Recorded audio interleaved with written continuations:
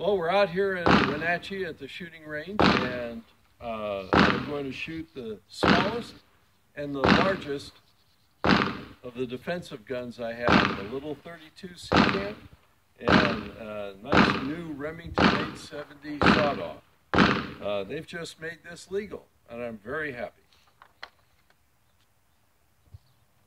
Okay, first we're going to try the Seecamp. See how it does.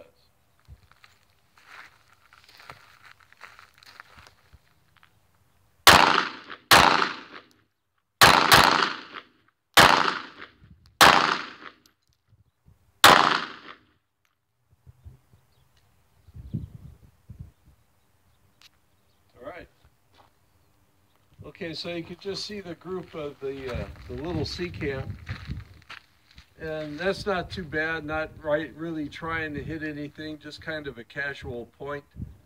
So the gun works for its intended purpose. That's the idea. We're going to try the Remington 870 TAC 14 12 gauge, and I just put a light target load of birdshot in there. But at close range, you'll be able to see on the target that it's pretty devastating. So we'll try this bad boy.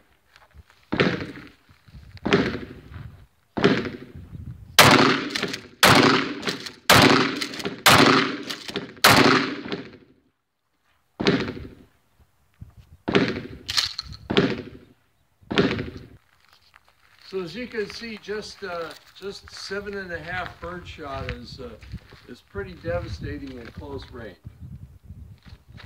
It might not penetrate as deeply as the heavier loads, but it can do the job. Okay. So seeing as how this is a new gun, I'm trying different loads with it. And these 3 rounds are with double-aught buckshot. A lot of people think that's the best and ultimate defense load for a shotgun. Opinions may vary. But here's some double-aught buck.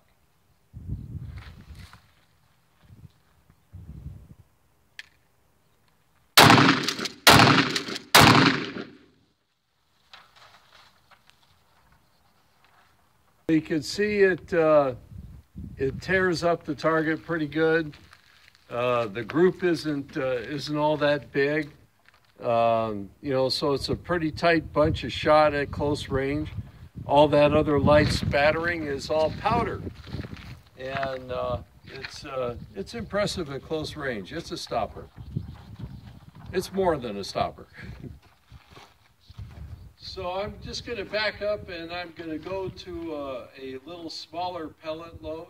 I'm going to use number 1 buckshot, just 1 round, and that target's kind of chewed up, so I'm going to try to blow his head off and see how the pattern is with number 1 buck at this particular distance.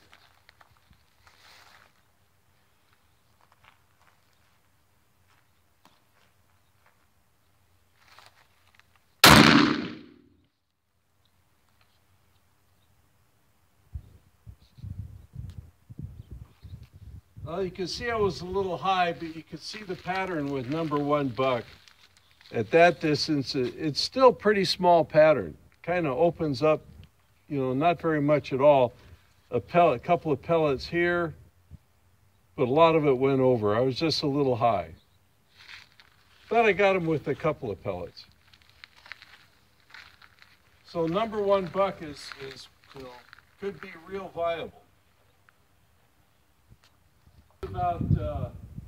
This is about 10 yards. And I'm just going to try this number 1 buck again at this distance so we could see a better pattern. Just 1 round.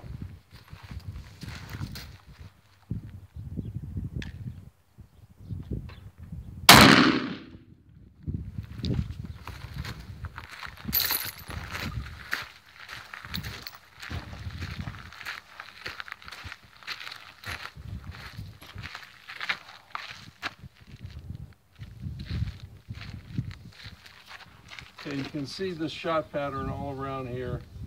This is the wad hole. Makes a nice hole in paper.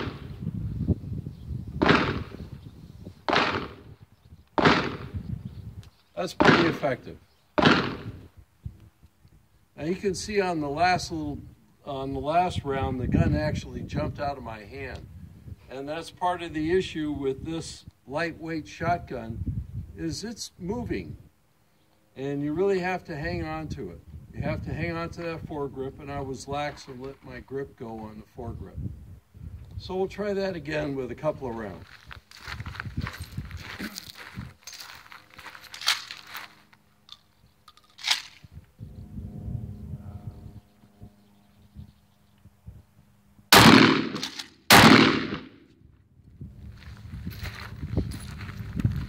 That's a little better.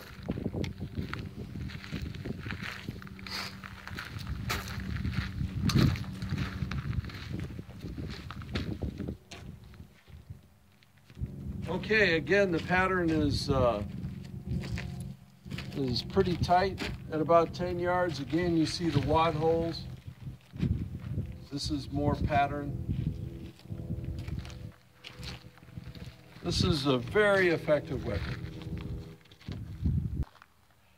So now that my wrist is good and sore from the shotgun, we'll go back to the nice little Seecamp. And, you know, people don't recognize the Seecamp because it's so small. It's hardly noticeable in a pocket, and you could just be standing there with your hands in your pockets and your hand on your gun, and people really don't understand or know what's going to happen unless they try to assault you with a weapon.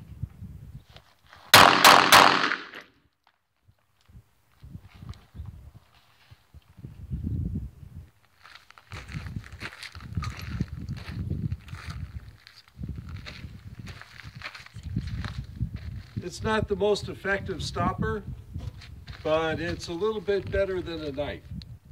And, you know, my wife likes this gun, and she, you know, for something for the pocket, for self-defense, it's better than a rock. Okay, this is my lovely wife, and she's gonna try a few rounds with the Seecamp.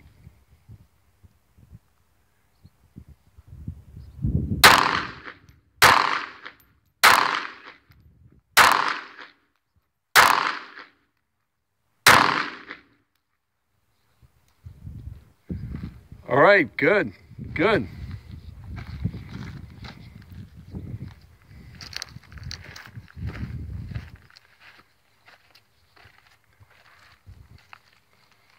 She got him.